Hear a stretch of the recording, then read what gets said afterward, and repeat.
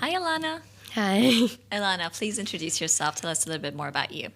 I'm 15 years old. I am a year two learner here at School of Humanity. I'm a high level athlete, so I train anywhere from 22 to 23 hours a week. But I also really prioritize creativity. I love poetry and art as well.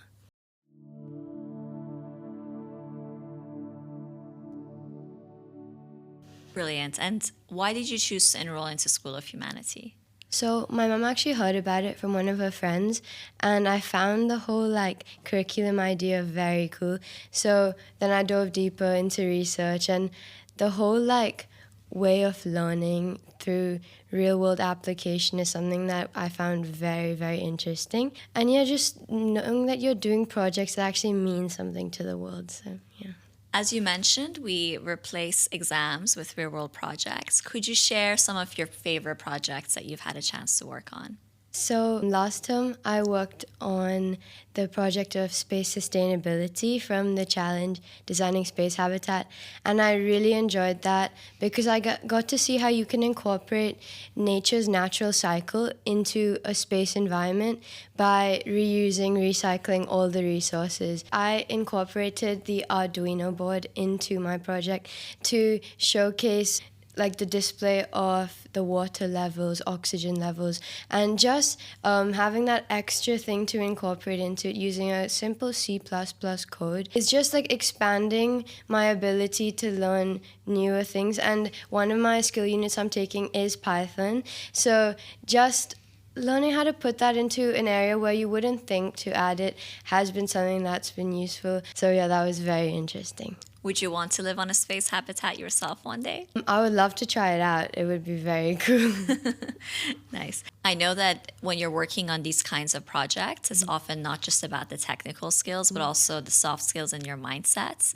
I'm curious how your mindset has shifted as you've been going through this journey. Rather than just thinking about getting the project done, it's like I have to shift my mindset to what are the different types of things I can add into my project to make it even better. Because in a lot of my other projects in school, I would just think about, okay, writing this essay, getting this out of the way, and the due date is done.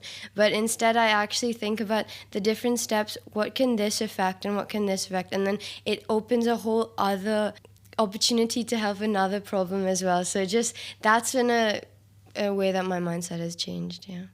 And could you share a bit more about your journey going through the Flourishing curriculum? The Flourishing curriculum is designed exactly for that kind of emotional, somatic, existential intelligence. I would love to hear what your experience has been like with it. So my last goal was to work on my overall well-being. This term I'm working on something a little bit more personal. I do struggle a lot with negativity when it comes to especially being an athlete. You're under so much pressure and then the spotlight, and it really gets to your head. So learning how to manage the mental health aspect of it has been difficult. So just reinforcing a positive mindset in affirmations, and so that's definitely been one of the biggest goals I've had. So let's hope I can plan this out for the next 5 weeks. I'm sure it would be a really powerful kind of skill to have as an athlete. And you told us a little bit about being a high level athlete. Could you share a bit more about that? So number one thing when it comes to being an athlete is discipline. It's always discipline beats motivation, and that's something I live by every single day. It does get really tough, sometimes more mentally than physically, so learning to balance that with school is something that is pretty difficult. So having a school that's flexible with timeline and stuff is very helpful. Absolutely. Many of our courses at our school are interdisciplinary. We run these challenges every term, as you mentioned, designing space habitats. What's been your favorite challenge?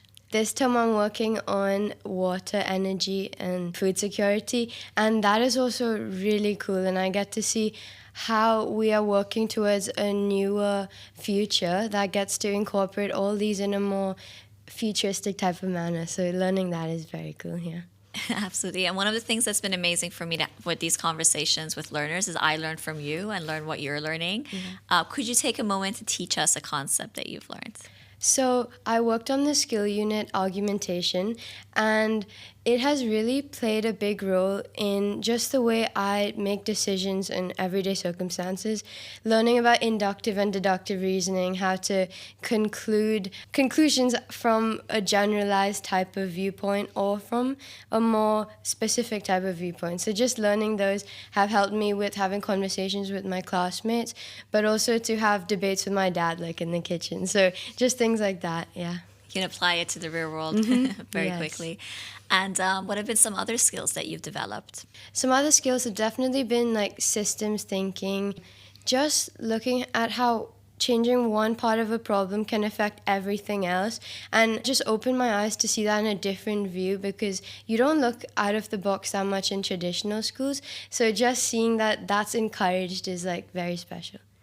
One of the most common questions we get asked is how online learners like yourself stay social and stay physically active. Could you share a bit more about how you structure your schedule in a way that allows that? Yeah, sure. So mornings are always filled with my schoolwork and deadlines. I try and incorporate a little bit of physical activity in the morning to recover and stretch. Yeah, and I'm also doing a little bit of community service by helping out my mom teach classes to little kids at schools. So we go and we just share the importance of robotics with them and help them learn it as well. Then I always have a training in the evening. That does play a role in socializing as well, because I get to meet my teammates and they're a big part of my life. But for my other friendships, I leave those for the weekends, and then I have sleepovers and spend time with them. Yeah. Sounds fun. What are you most proud of throughout this journey? So I am most proud of my ability to stay involved in classes. It does get a bit hard. I tend to be very outgoing at the beginning of the term, and then I slowly fade to the background towards the end. So just being able to keep consistent in sharing my intellectual abilities with the class. My facilitator, Alex, he's been my facilitator for the last 2 terms. He's been very helpful when it comes to that, because he's a very outgoing guy, and it's very easy to talk to him and share my ideas. That's helped. I'm happy to hear that. And it's a very normal experience to have that like initial excitement in a term, Yes. difficult middle, and then finish strong. You mentioned your learning facilitator. Can you share a bit more for someone who's not aware how all of that works? So I have my pathway advisor, Carmen, and I try and get on calls with her quite often. We're structurizing what I want to do this year, what I want to do in the next 2 years, and then what I want to do for university. So having all that structurized helps me to know what I have to do instead of just living the day to live it. Instead, I have a goal in mind. So having these type of conversations with Ash, now Carmen, just really helped me in that area. Definitely. Thank you.